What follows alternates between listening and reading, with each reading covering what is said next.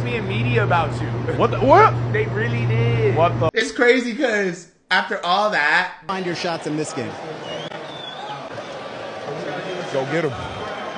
Go get him. Let's talk about Big Cat for a second. I think he might be the funniest player in the NBA. And not on purpose.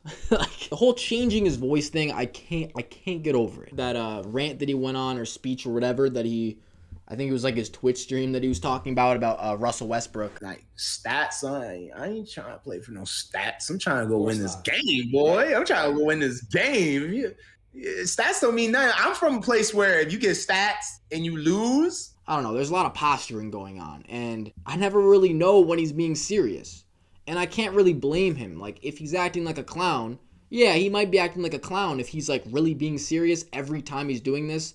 And we can just tell, like, you're changing your voice. Like, what are you doing? But I can't criticize. I can't clown him. The guy's been through so much, more than most people you know or I know. Immensely tragic, just unbelievable, unthinkable. So I can't hate the guy. That being said, he's making headlines for probably the wrong reasons unless Minnesota goes on and wins a championship this year, or honestly just wins a championship with him in the next 5 years. This quote won't age like milk. If he wins a ring, this quote will be justified. Cat basically talking about the Rudy Gobert edition. He's talking about how he's played power forward in the past. I did want some context for this quote that has people reacting. It's gone a little bit viral. Like, when players say stuff like this, it is almost impossible for you to benefit from it. It's almost impossible for, in the long run, it being a good idea to say something like this. And when I say something like this, I'm not just talking about bragging, talking about how great you are,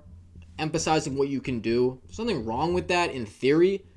It's just a level of delusion. Kat says he thinks Rudy is one of the best defensive players we've ever had in the league, and he has the hardware to prove it. He certainly does have the hardware to prove it, but I think the idea that he's one of the best defensive players ever, highly, highly debatable. In the regular season, he's added a lot of wins to the Utah Jazz over the years, being one of the best rim-protecting big men of all time in the regular season. I would say so. He definitely changes the way other teams play, but he's not a versatile defensive player at all. He's amazing in one area, in rim protection, help defense. But he can't switch on to guards. He can't play against the 5-out defense, as we've seen.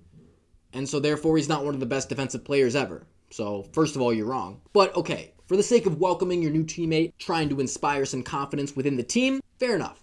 Say what you need to say, big up your teammates. That's hardly something that you can get mad about. But then next sentence, he has to follow it up by saying, and I'm one of the best offensive players and talents the NBA has ever seen. So putting us together gives us a whole spectrum of talent to use. I think talent-wise, you might be onto something. Pure skill, pure talent is something that can exist in a vacuum, and you might not have to base your playoff performances on that. It's just, look at all the moves I can do. Look at how well I can shoot a jump shot from a certain range, certain percentage. And there's a way to break that down. Like, he's a great three-point shooter.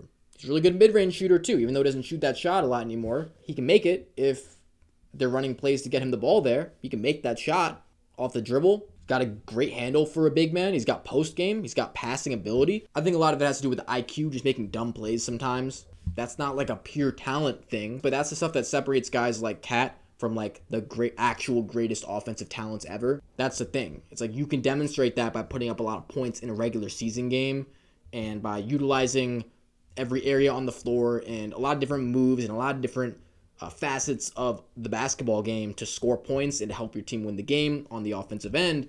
But really, true skill and true talent and true greatness is measured by what you do against the toughest teams in the toughest games. Playoff games, what have you done in the playoffs? What have you demonstrated in those hardest situations? Like, we know you can do this against bad teams and middling teams. The Timberwolves were pretty good last year, but, this is not necessarily just Cat's fault.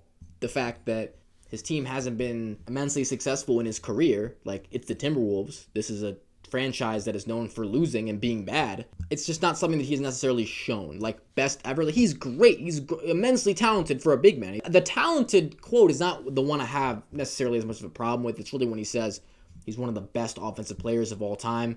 You can't say that. Like, you just have not demonstrated that. That being said, this season is a barometer for him to test that and for us to really judge how great of a player he is, because now he does have what he would describe as a contending team around him. I don't even know if he's the best player on his team or is going to be the best player on his team next year, but you have talked a lot.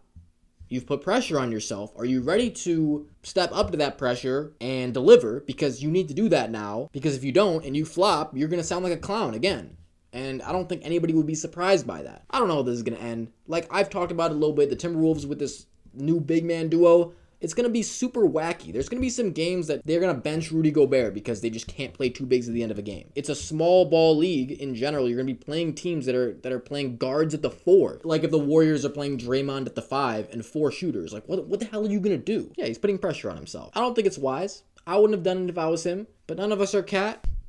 He's going to do his thing. So, yeah, go get him. Go get him. Like I said,